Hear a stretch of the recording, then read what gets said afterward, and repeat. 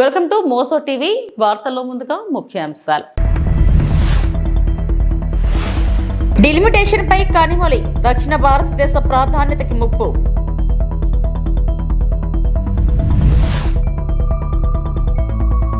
Visakha steel plant నుంచి అనకాపల్లి వరకు metro rail ప్రతిపాదన లేదు, మంత్రి నారాయణ వెల్లడి.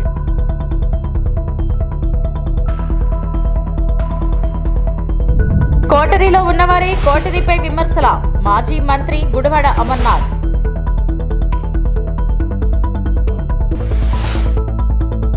ప్రతిపాదిక సరిహద్దుల పునర్విభజన ప్రక్రియపై తెలంగాణ ముఖ్యమంత్రి రేవంత్ రెడ్డి బీజేపీ నేతృత్వంలోని కేంద్ర ప్రభుత్వాన్ని తీవ్రంగా విమర్శించారు. దీనిని దక్షిణాది రాష్ట్రాలకు పరిమితి అని అభివర్ణించారు. ఈ ప్రాంతంలో పట్టు సాధించలేకపోవడంతో బీజేపీ దక్షిణాదిపై ప్రతీకార రాజకీయాల్లో పాల్పడుతుందని ఆయన ఆరోపించారు. తమిళనాడు ముఖ్యమంత్రి ఎంకే స్టాలిన్ వైఖరికి రెడ్డి మద్దతు తెలిపారు. మరియు తన పార్టీ హైకమాండ్ నుండి అనుమతి పొందిన తర్వాత సరిహద్దుల పునర్విభజనపై జరిగే సమావేశానికి హాజరు కావాలని యోచిస్తున్నారు. దక్షిణాది రాష్ట్రాల మీద కేంద్ర ప్రభుత్వం పన్నుతున్న కుట్రను తిప్పికొట్టడానికి అవసరమైన కార్యాచరణను మేము చేపట్టడం జరుగుతుంది. ఈ సమావేశానికి పార్టీ అనుమతి తీసుకున్న తర్వాత హాజరయ్యి ఈ సమావేశంలో దక్షిణాది రాష్ట్రాలకు జరుగుతున్న నష్టం మీద చర్చించి నిర్ణయాలు తీసుకోవడం జరుగుతుంది. I have to take permission from my party. In principle, I have agreed to attend the party, but I have to take permission from my party. Sir, please tell in English about the meeting. Yes, Mr. Tamil Nadu Chief Minister Stalin has sent his delegation to invite me to 22nd meeting in Chennai regarding Government of India and Bharatiya Janata Party is conspiring against southern states in the name of delimitation. Delimitation is going to limitation for south. This is not delimitation. This is limitation for south. At any cost, we are not going to accept that limitation.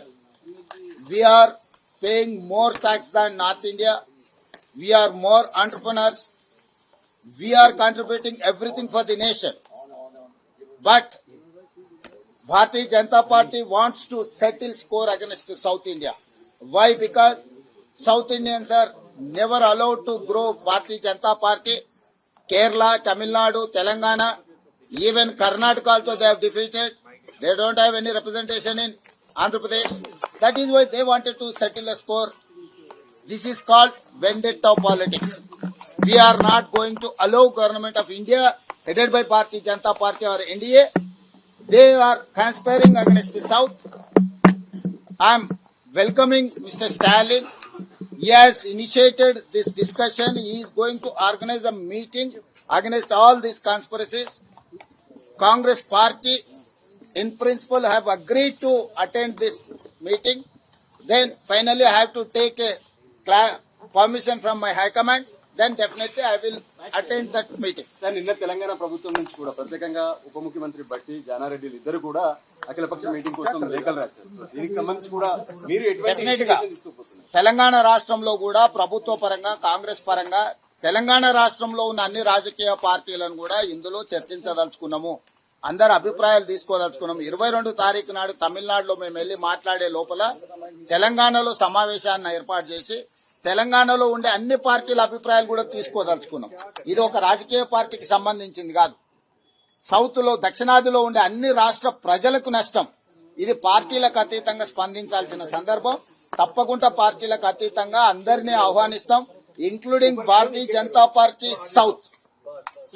I'm going to invite Bharatiya Janata Party leaders in Telangana. Why? Because they have to take responsibility to protect our rights. So I have told my Deputy Chief Minister and Mr. Jana Reddy Garu to invite Kishan Reddy as a Telangana BJP president to attend in this meeting. He has to raise his voice in the cabinet. Why? Because it is going to affect our fundamental rights. So this delimitation is going to limited our opportunities. Where we are not ready to accept that, Kishan Reddy has to react on this. Why? Because from Telangana, he is representing in Union Cabinet. He has to answer. He has to fight for our rights. So, అందరినీ ఆహ్వానిస్తున్నాము. ఇది పార్టీలకు అతీతంగా. అందుకే ఈరోజు స్టాలిన్ గారు ఏదైతే తమిళనాడులో సమావేశాన్ని ఏర్పాటు చేసిండో ఆ సమావేశాన్ని నేను అభినందిస్తున్నా. ఆ సమావేశానికి రాజకీయాలకు అతీతంగా దక్షిణాది రాష్ట్రాల ప్రజల యొక్క హక్కులను కాపాడడానికి అందరూ వస్తే బాగుంటుంది అని చెప్పి నేను సూచన చేస్తున్నా. Sir, you said that you are going to get permission from your high command. Yes, I have to take. When are you going to meet your leadership, sir? Before 22nd, you need not worry about that. While I'm going to Chennai, I will take permission. Sir ఖచ్చితంగా ఇది జాతీయ స్థాయిలో ఒక ఆందోళన జరగబోతుందా? South లో ఉన్నటువంటి ఖచ్చితంగా 22 తారీఖు రోజు నిర్ణయిస్తాం కార్యాచరణ ఎట్లుండాలనేది. ఇది ఒక రోజు కోసం, ఒక నెల కోసం, ఒక సంవత్సరం కోసం కాదు. 2029 ఎన్నికల లోపల జరగబోయే అన్ని పరిణామాలను ఎదుర్కోవడానికి అవసరమైన ప్రణాళికలను, కార్యాచరణను, రాజకీయ పార్టీల సమీకరణలు అన్నింటిని కూడా జమ చేయడం జరుగుతుంది. ఇవన్నీ కూడా 22 తారీఖులో చర్చించడానికి సమావేశాన్ని ఏర్పాటు చేసిండ్రు. 22 తారీఖు రోజు పాల్గొనే భాగస్వామ్య పార్టీల అందరి అభిప్రాయాలను తీసుకొని క్రోడీకరించి అందులో కీలకమైన అంశాలను ఏ రకంగా ముందుకు తీసుకెళ్లాలనో ఒక కార్యాచరణ తీసుకుంటాము. నాకు తెలిసినంత వరకు according to my information they have organised A meeting in Chennai on 22nd to how to go forward, what are the issues, how to make an action plan against this government of India and BJP. So we are going to, according to my basic understanding, this is my basic understanding. Visakha steel plant నుంచి అనకాపల్లి వరకు metro rail ప్రతిపాదన లేదని మంత్రి నారాయణ వెల్లడించారు. అసెంబ్లీలో MLA Konathala Ramakrishna అడిగిన ప్రశ్నకు మంత్రి సమాధానమిచ్చారు. విశాఖలో మెట్రో రైల్ కారిడార్ 2051 నాటికి ట్రాఫిక్ రద్దీని దృష్టిలో పెట్టుకుని డిపిఆర్ రూపొందించామన్నారు. Peak hour passenger diversion traffic ఆధారంగా మెట్రో రైల్పై కేంద్రం నిర్ణయం తీసుకుంటుందన్నారు. స్టీల్ ప్లాంట్ నుంచి అనకాపల్లి వరకు పీక్ అవర్ ట్రాఫిక్ తక్కువగా ఉండడం వల్ల కేంద్రం కుదరదని చెప్పిందన్నారు. అనకాపల్లి వరకు కూడా చేయించాం అధ్యక్ష. సభ్యులు ఏదైతే అడిగారో క్వశ్చన్ దానికి చేస్తే అది కేవలం 3763 వచ్చింది. అంటే 10,000కి చాలా తక్కువ ఉంది కాబట్టి మెట్రో ప్రస్తుతం కుదరదు, అది పెరిగిన తర్వాత చేయమన్నారు అధ్యక్ష. ఎన్ఏడి జంక్షన్ నుంచి పెందుర్తికి కూడా చేస్తే 4,257, అంటే 10,000కి చాలా తక్కువలో ఉంది. అదేవిధంగా ఓల్డ్ పోస్ట్ ఆఫీస్ నుంచి ఋషికొండ బీచ్ దాకా కూడా 2,790. అదేవిధంగా ఋషికొండ బీచ్ నుంచి భీమిలి బీచ్ వరకు కూడా 1,534. అందువల్ల యాక్చువల్గా వాటిలో ఇప్పుడు కుదరదన్నారు అధ్యక్ష. అయితే అనేక ఆల్టర్నేట్స్ ఉన్నాయి. సభ్యులు చెప్పినట్టుగా అదర్ ఆల్టర్నేటివ్స్ని స్టడీ చేసి యాక్చువల్గా దాని మీద ముందుకు పోవడం జరుగుతుంది అధ్యక్ష.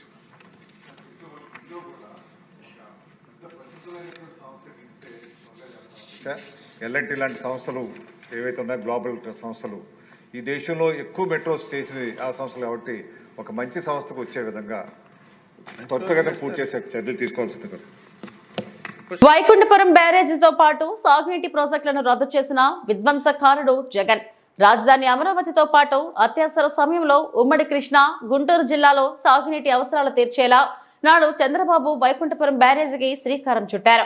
2019 ఫిబ్రవరిలో వైకుంఠపురం బ్యారేజీ పనుల మొదలవగా తర్వాత వచ్చిన జగన్ ప్రభుత్వం బ్యారేజీ అవసరం లేదు అంటూ పనులు రద్దు చేసింది. అసెంబ్లీలో పలువురు సభ్యులు అడిగిన ప్రశ్నలకు సమాధానంగా మాట్లాడడం జరిగిందని డాక్టర్ నిమ్మల రామానాయుడు అన్నారు. నీటి వనరుల యొక్క లభ్యతను ఆధారంగా చేసుకుని అభివృద్ధి చెందిన విషయం చరిత్ర మనకు తెలుస్తుంది అధ్యక్ష. అందులో భాగంగానే ఏదైతే 2014లో ఆంధ్రప్రదేశ్ రాష్ట్రం ఏదైతే నవ్యాంధ్రప్రదేశ్ రాష్ట్రం ఏదైతే ఉందో రాజధాని లేనిటువంటి పరిస్థితుల్లో ఆ రోజు ముఖ్యమంత్రి చంద్రబాబు నాయుడు గారు మరి ఆ రోజు అమరావతిని రాజధానిగా నిర్ణయం తీసుకోవడం, దానికి 33,000 ఎకరాలు ఒక్క చిన్న లాఠీ చార్జీ కూడా లేకుండా మరి ఆ రోజు మరి ల్యాండ్ పూలింగ్ లో తీసుకునే విషయం మనందరికీ తెలుసు అధ్యక్ష.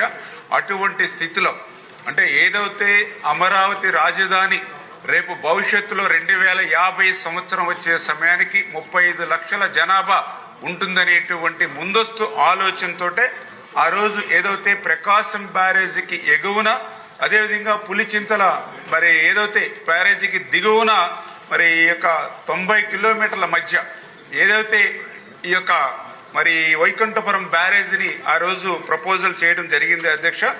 ఈ యొక్క వైకుంఠపురం బ్యారేజీకి సంబంధించినటువంటి ప్రపోజల్ ఏదైతే 2016వ సంవత్సరంలో ఆ రోజు దీన్ని ఒక డిపిఆర్ తయారు చేసుకోవడానికి కూడా మరి సిడబ్ల్యూసి ఆధ్వర్యంలో నడుస్తున్నటువంటి ప్రభుత్వ సంస్థ ఏదైతే వ్యాప్కాస్ ఏదైతే ఉందో వాళ్ళకి ఈ యొక్క డిపిఆర్ నిమిత్తం కూడా పనులు అప్పగించడం జరిగింది అధ్యక్ష.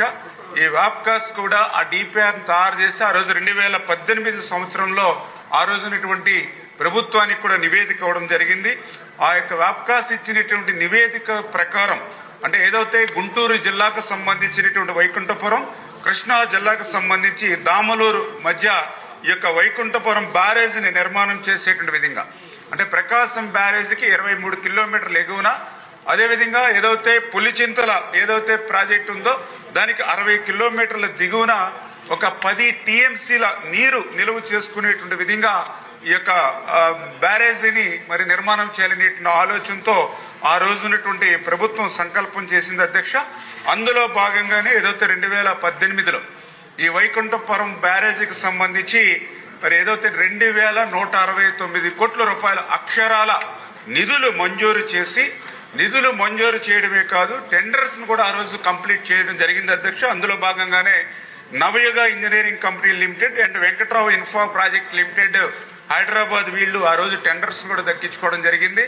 అదేవిధంగా వీళ్ళకి వర్క్ అగ్రిమెంట్ కూడా ఇచ్చి 24 మంత్స్ అంటే 2 సంవత్సరాల్లో ఈ యొక్క ప్రాజెక్ట్ ని పూర్తి చేయాలి, బ్యారేజ్ నిర్మాణం పూర్తి చేయాలి అనేటువంటి ఆలోచనతో ఈ 2169 కోట్లు కూడా చాలా క్లియర్ గా ఏదైతే భూసేకరణకు సంబంధించి 771 కోట్లు, బ్యారేజీ నిర్మాణానికి 1088 కోట్లు, నావిగేషన్ పనుల నిమిత్తం 88 కోట్లు, అదేవిధంగా రహదారులు, భవనాల నిర్మాణం, మౌలిక ఆంధ్రప్రదేశ్లోని వర్సిటీల్లో తప్పు చేయాలంటేనే భయపడేలా కూటమి ప్రభుత్వం చర్యలు ఉంటాయని మంత్రి నారా లోకేష్ అన్నారు. ఆంధ్ర యూనివర్సిటీ అక్రమాలపై అసెంబ్లీ ప్రశ్నోత్తరాల్లో చర్చ జరిగింది. వైకాపా ప్రభుత్వ హయాంలో అనేక అక్రమాలు జరిగాయని టీడీపీ, బీజేపీ, జనసేన ఎమ్మెల్యేలు సభ దృష్టికి తీసుకొచ్చారు. అనంతరం మంత్రి లోకేష్ సమాధానమిస్తూ ఏఈలో అక్రమాలపై విజిలెన్స్ విచారణ జరిపిస్తామని స్పష్టం చేశారు. ఇన్ఛార్జ్ వీసీ ఇప్పటికే విచారణకు ఆదేశించారన్నారు.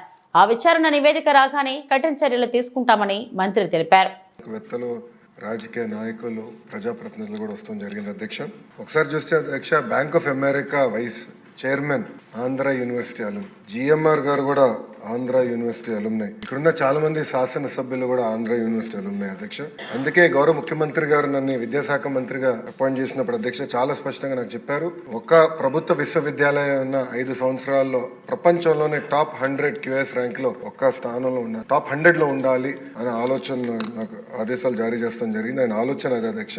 దాంట్లో భాగంగా అధ్యక్ష నేను ఈరోజు గర్వంగా చెప్తున్నా, mathematics professor from IIT Kharagpur Rajasekhar గారిని ఏకంగా మన వైస్ ఛాన్సలర్ గా మనం నియమించుకున్నాం అధ్యక్ష. ఎందుకు చేశానంటే సంస్కరణలు తీసుకురావాలి, కరికులం ని బలోపేతం చేయాలనే లక్ష్యంతో మనం చేశాం. గౌరవ సభ్యులు చెప్పారు అధ్యక్ష, గతంలో జరిగిన అవకతవకల పైన మా దగ్గర ఉన్న కంప్లైంట్ అధ్యక్ష. మొదటిది misuse of RUSA grants of 20 crores అని, ఇంకో పక్కన ఇస్రో నుంచి వచ్చిన 25 లక్షల గ్రాంట్ కూడా ఇర్రెగ్యులారిటీస్ ఉన్నాయని, అవినీతి, abuse of power, misuse of students for political purposes అధ్యక్ష. ఇది గతంలో చూసాం. మాజీ ముఖ్యమంత్రి గారు ఎప్పుడైనా విశాఖపట్నం వెళ్తే క్లాస్ లో ఉన్న పిల్లలు క్లాస్ ఆపేసి రోడ్ పైకి తీసుకొచ్చి ఏదో స్వాగతం పలకాలి, పూలేయాలని చెప్పే పరిస్థితి కూడా చూసాం అధ్యక్ష. అదేంది illegal appointment of registrar of Andhra University జరిగింది. Examination centres were chosen by collecting bribes from colleges for distance education. ఇంకో పక్కన illegal appointments. VC violated the constitution and campaign for the party in direct elections in favour of ruling party, continuing the retired professors as principals against the rules of the university. ఇంకో పక్కన అధ్యక్ష irregularities, violations against the norms and act provisions. అంటే ఇట్లా అనేక complaints వచ్చినాయి. గౌరవ సభ్యులు అడిగారు, గతంలో కూడా మీరు చెప్పారు ఏమైందని. అధ్యక్ష, ఇన్ఛార్జ్ వైస్ ఛాన్సలర్ గారు ఒక కమిటీ నియమించారు. ఆ కమిటీ ద్వారా రిపోర్ట్ ఇవ్వాలని వాళ్ళు అడుగుతాం జరిగింది అధ్యక్ష. అందుకే గౌరవ సభ్యులు అడిగారు ఈరోజు ఎట్టి పరిస్థితుల్లో మీరు విజిలెన్స్ ఎంక్వైరీ చేయాలని.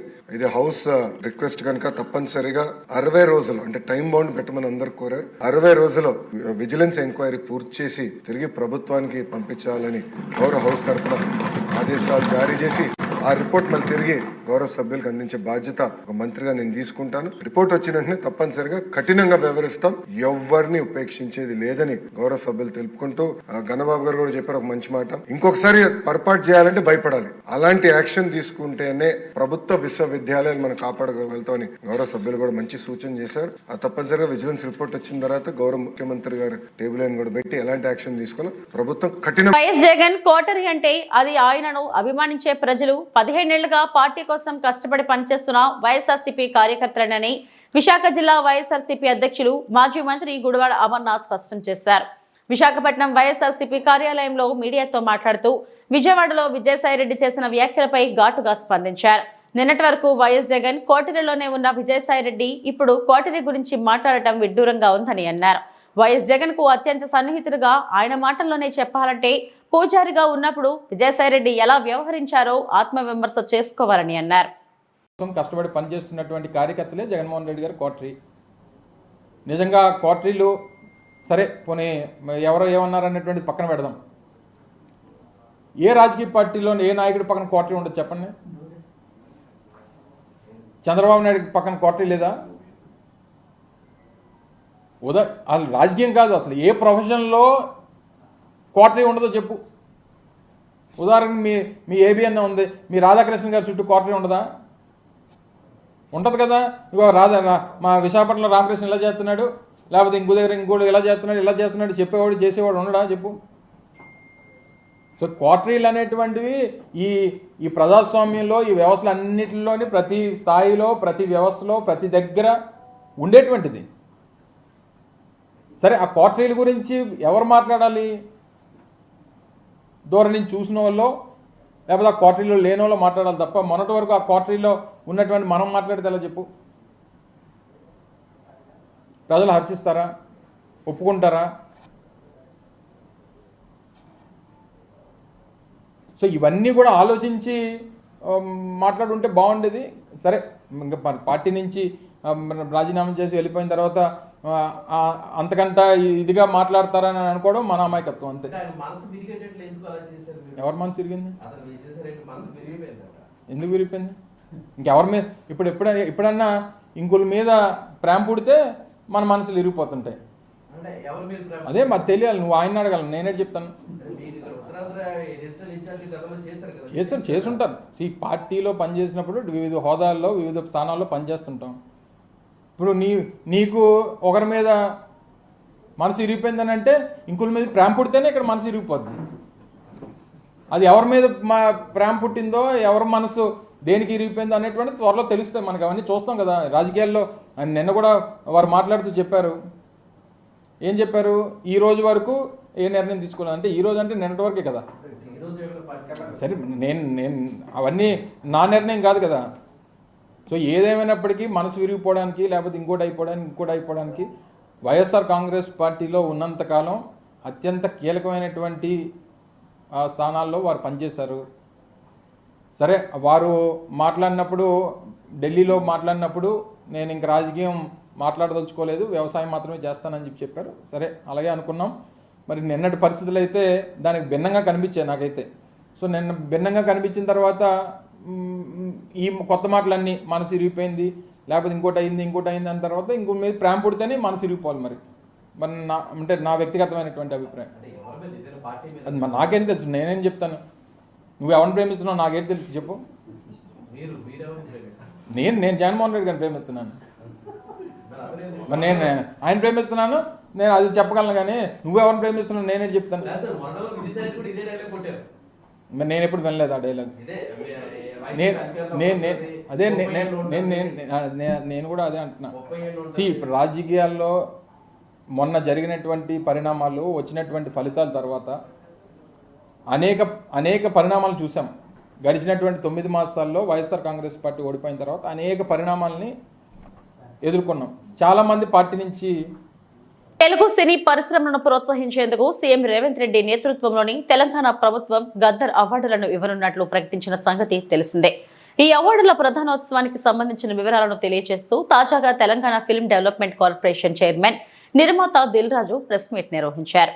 ఏప్రిల్ నెలలో అవార్డుల ప్రధానోత్సవ కార్యక్రమాన్ని వేడుకగా నిర్వహించేందుకు ప్రభుత్వం సన్నాహాలు చేస్తుందని ఆయన తెలిపారు. సినిమాకి కూడా ఎంకరేజ్ చేయాలి అనే ఉద్దేశంతో ఒక అవార్డు పెట్టడం జరిగింది, బెస్ట్ ఫిలిం అవార్డు. అదొకటి యాడ్ అయింది. అంతేకాకుండా 2014లో తెలంగాణ ఏర్పాటు అయిన తర్వాత ఉమ్మడి రాష్ట్రంగా ఉన్నప్పుడు మనకు నంది అవార్డ్స్ ఉన్నాయి. తర్వాత రాష్ట్రాలు వేరువేరు అయిన తర్వాత తెలంగాణ సపరేట్గా మనకు తెలంగాణ రాష్ట్రం రావడం జరిగింది. సో దానికోసం 2014 జూన్ నుంచి రిలీజ్ అయిన సినిమాలకి అంటే ఎవ్రీ ఇయర్ 2014 జూన్ నుంచి 2023 డిసెంబర్ 31 వరకు ఎవ్రీ ఇయర్ ఒక బెస్ట్ ఫిలింకి కూడా అవార్డు ఇవ్వాలని నిర్ణయం తీసుకున్నాం. అలాగే 2024 ఇందాక మీకు చెప్పినట్టు అవార్డ్స్ అన్నీ పాత రోజుల్లాగా ఎలా అయితే ఉన్నాయో కొన్ని మార్పులు చేర్పులతో ఫైనల్ చేయడం జరిగింది. సో అప్లికేషన్స్ ఇమీడియట్లీగా స్వీకరించి స్క్రూటినీ చేసి జ్యూరీలు కూడా ఫైనల్ చేసేసి ఏప్రిల్లో ఈ అవార్డు ఫంక్షన్ అంగరంగ వైభవంగా చేయాలని ప్రభుత్వం ఆశిస్తుంది. దానికి అందరం ఎఫ్డీసీ తరఫున అలాగే ఫిలిం ఇండస్ట్రీ నుంచి చాలా మందిని ఇక్కడ మేము జ్యూరీ లాగా తీసుకొని చేసి అవార్డ్స్ అనేటివి నెక్స్ట్ మంత్ బెస్ట్ ఈవెంట్ చేయాలని గవర్నమెంట్ ఆశిస్తుంది. దానికి మేము కంప్లీట్ చేయాలని ఈ రోజు నుంచి కంకణం కట్టుకున్నాం. అలాగే 2014 నుంచి కొన్ని ఎఫ్డీసీకి అప్పుడు బీఆర్ఎస్ గవర్నమెంట్ ఉన్నప్పుడు సినిమా అవార్డ్స్ అనుకున్నప్పుడు దానికి కొంతమంది ఎఫ్డీసీకి అవార్డ్స్ కోసం అప్లికేషన్తో పాటు సమ్ అమౌంట్స్ పే చేశారంట. అలాంటివన్నీ 2024 కంటే ముందు ఏవైతే అలాంటి ఏమైనా పే చేసినవి ఉంటే ఎఫ్డీసీ నుంచి వాళ్ళకి అవి తిరిగి ఇవ్వడం జరుగుతుంది. ఎందుకంటే 2024 అవార్డ్స్ మనం కండక్ట్ చేస్తున్నాం కాబట్టి ముందు ఎవరన్నా అలా పే చేసి ఉంటే వాళ్ళ అమౌంట్స్ తిరిగి ఇవ్వడం జరుగుతుంది. దీన్ని వాళ్ళు ప్రభుత్వం చూస్తున్నది అర్థం చేసుకొని వాళ్ళు ఎలాంటి కాంట్రవర్షియల్స్గా చూడకుండా ఒకసారి ఇక్కడ మళ్ళీ తెలంగాణ రాష్ట్రం నుంచి అవార్డ్స్ వస్తున్నాయి కాబట్టి అందరు పాజిటివ్గా ఉండి ఈ ఈవెంట్ని విజయం చేస్తే ప్రతి సంవత్సరం మనం సినిమా పండుగ హైదరాబాద్లో అద్భుతంగా జరుగుతుంది. సీఎం గారికి ఒకటే విజన్, లాస్ట్ టైం నేను చెప్పాను కదా, హైదరాబాద్ని ఇంటర్నేషనల్ హబ్ చేయాలంటే ఏం చేస్తావు, దిల్ రాజు గారు నాకు ఒక ప్రపోజల్ ఇవ్వని అన్నాడు. అంటే నాకు సినిమా ఇండస్ట్రీ మీద అవగాహన ఉంది కాబట్టి ఇంటర్నేషనల్ హబ్ కావాలి అంటే మొన్నే మా ఎండి గారితో మేము అందరం కూర్చోవడం జరిగింది. అంతా రెడీ చేస్తున్నాం. ఈ ఈవెంట్ అయిపోయినా దాని మీదకి వెళ్తాం. గవర్నమెంట్ అనేది అవార్డ్స్ ఇస్తున్నప్పుడు ఎవరైనా వస్తారు, స్వీకరిస్తారు. హిస్టరీ అది. గవర్నమెంట్ ఇచ్చే అవార్డు అనేది స్పెషల్ అవార్డు. అది మనం ఏ పని చేసినా 51% పాజిటివ్ ఉంటే చాలు, 49% నెగిటివ్ మాట్లాడే వాళ్ళు ఎలాగో ఉంటారు. 51 ఉన్నారా లేదా మీకు కావాల్సిన కౌంటింగ్ పెట్టుకోండి. Government award. విద్యార్థులు చదువులో వెనుకబడ్డారని ఓ పాఠశాల హెడ్ మాస్టర్ గుంజీలు తీసిన ఘటన విజయనగరం జిల్లాలో జరిగింది. తాము ఎంత చెప్పినా విద్యార్థుల్లో మార్పు కనిపించట్లేదని బొబ్బిలి మండలం Penta ZP high school HM Ramana ఆవేదన వ్యక్తం చేశారు. గురువారం పాఠశాల ప్రాంగణంలో విద్యార్థుల ముందు సాష్టాంగ నమస్కారం చేసి గుంజీలు తీశారు. తల్లిదండ్రులు తమ పిల్లల చదువు ప్రవర్తనపై దృష్టి సారించాలని విజ్ఞప్తి చేశారు. మేము కొట్టలేము, తిట్టలేము, ఏమీ చేయలేము. మీ దగ్గర చేతగానంలో చేతులు కట్టుకుని ఉండాల్సిన పరిస్థితి వచ్చింది మాకు. అంటే ఇంత చెప్తున్నా కూడా ఒకటిలో ప్రవర్తనలో మార్పు లేదు, ఒక చదువులో మార్పు లేదు, ఒక రైటింగ్ స్కిల్ లేదు, రీడింగ్ స్కిల్ లేదు. అసలు ఏంటి ప్రాబ్లం? మీదా మాదా? మాదేనా? మాదైతే చెప్పండి. మీ అందరికీ చిన్న దండం పెట్టి పడుకుని పెట్టి పెట్టేస్తాను. మీ అందరికి దండం పెట్టేసి వదిలేస్తాను. లేదంటే ఇలా నేను తీసుకుంటాను. మరి గుంజలు అయినా మీకు అందరికి కూడా మీ నేనే పనిష్మెంట్ వేసుకోండి.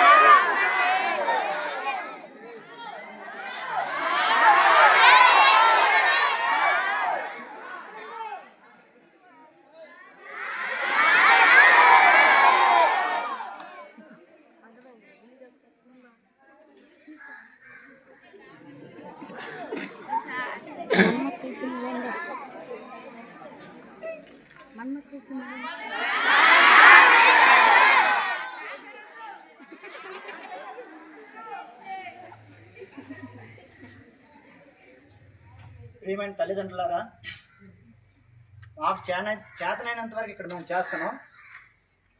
మీ పిల్లల్ని మీరు కనీసం కంట్రోల్ పెట్టకపోతే మీరు స్కూల్కి పంపించిన వృధా అవుతుంది. ఎందుకంటే ఇక్కడ మా ఉపాధ్యాయులు మేము ఎంత కష్టపడి పనిచేసినా కూడా ఎలాంటి ప్రయోజనం ఉండదు. మీరు మీ పిల్లల్ని అదుపులో పెట్టుకోకపోతే మీరు పాఠశాలకు పంపించడం వృధా అవుతుంది. ఇది మైండ్లో పెట్టుకుని మీరందరూ కూడా మీ పిల్లల్ని చదువు కోసం పంపిస్తే శ్రద్ధగా ఇంటి దగ్గర చదివించండి. ఇంకా దేనికోసమైతే పంపిస్తే. చారిత్రక చిత్ర వైభవం గ్రంథ ఆవిష్కరణ హైదరాబాద్ రవీంద్ర భారతిలో ఆవిష్కరించిన ప్రఖ్యాత సినీ నటీమణి ప్రభ వైఎస్ఆర్ కాంగ్రెస్ పార్టీ రాష్ట్ర కార్యదర్శి రచయిత వైట్ల కిషోర్ కుమార్ రాసిన చారిత్రక చిత్రం వైభవం గ్రంథాన్ని హైదరాబాద్ రవీంద్ర భారతిలో యువ కళా వాహిని ఆధ్వర్యంలో ప్రఖ్యాత సినీ నటిమణి నాట్యచారిణి శ్రీమతి ప్రభ ఆవిష్కరించారు. ఈ సందర్భంగా ఆమె మాట్లాడుతూ తెలుగు చిత్రసీమలో వచ్చిన అద్భుత చారిత్రక చిత్ర విశేషాలను గ్రంథస్థం చేయడం అభినందించదగ్గ విషయం. మన చరిత్రను ప్రతి ఒక్కరూ తెలుసుకోవాలి. తెలుగులో ఎక్కువ చారిత్రక చిత్రాలలో నటించే అవకాశం రావడం అదృష్టమన్నారు. గ్రంథ రచయిత వైట్ల కిషోర్ కుమార్ ను అభినందించారు. అనంతరం నటిమణి ప్రభాకర్కి పుష్పగుచ్చం అందించి సాల్వాతో సత్కరించి మెమొంటో అందజేశారు.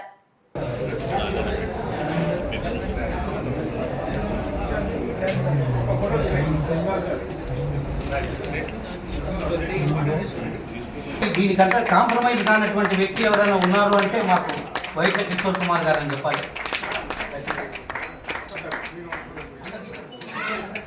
బుక్స్ ఇచ్చామా ఏంటమ్మా మీరు కిషోర్ గారు మీరు పైన ఉన్న వాళ్ళ పుస్తకాలు ఏంటి అందరు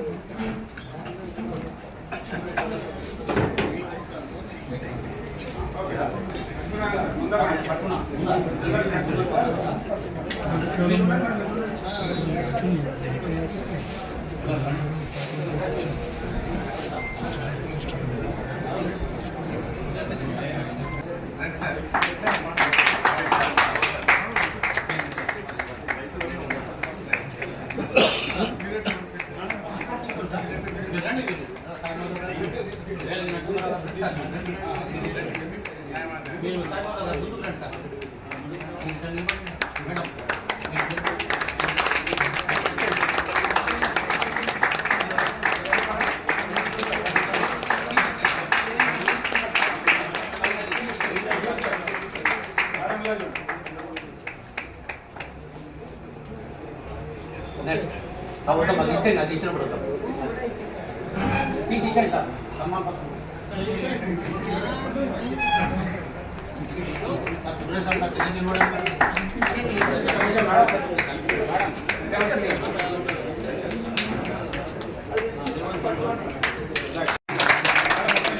జ్ఞాపికను అందించవలసిన ప్రభాగాన్ని కోరుతున్నాం.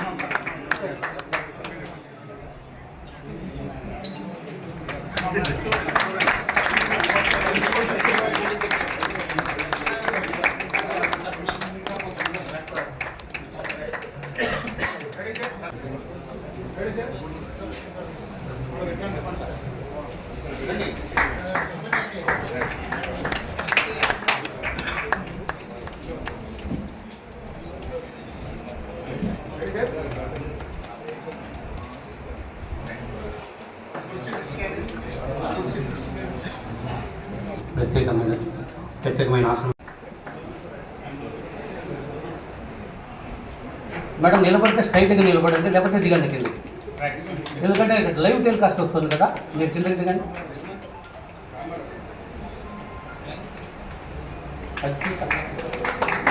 ఒకసారి గట్టిగా మనండి. వారి భవిష్యత్తులో కూడా మరిన్ని పుస్తకాలు రాసి ఇదే వేదిక మీద మళ్ళీ ప్రభగారిని పిలిపించి మళ్ళీ సత్కారం అందుకోవాల్సిందిగా కోరుతున్నాం. ప్రతిపాదిత డిలిమిటేషన్ ప్రక్రియపై డీఎంకే ఎంపీ కనిమొళి ఆందోళన వ్యక్తం చేశారు. పార్లమెంట్లో దక్షిణ భారత రాష్ట్రాల ప్రాతినిధ్యాన్ని తగ్గించే సామర్థ్యాన్ని నొక్కి చెప్పారు. డిలిమిటేషన్ ను జనాభా గణనంతో అనుసంధానించడం వల్ల సమర్థవంతమైన జనాభా నియంత్రణ చర్యలను అమలు చేసిన తమిళనాడు వంటి రాష్ట్రాలను అసమానంగా ప్రభావితం చేస్తుందని హెచ్చరించి పారదర్శకత మరియు న్యాయంగా ఉండాలని ఆమె పిలుపునిచ్చారు. తమిళనాడు ముఖ్యమంత్రి ఎంకే స్టాలిన్ వైఖరికి కనుమలి మద్దతు ఇస్తూ ఈ ప్రక్రియను దక్షిణ భారతదేశం తలపై వేలాడుతున్న కత్తిగా అభివర్ణించారు. Chief Minister has been talking about state rights and also has been cautioning about the issues of delimitation. So our Chief Minister has asked us to invite him because he will be a very strong voice to join with us and take up this issue. He has promised, after getting permission from the National Party, to come and join us on 22nd. On 22nd, we will be discussing about delimitation, taking opinions from across the states, and together as one voice, our leader and Chief Minister, Mr. MK Stalin, will take forward this delimitation. ఇవి ఇప్పటివరకున్న bulletin updates. నమస్తే.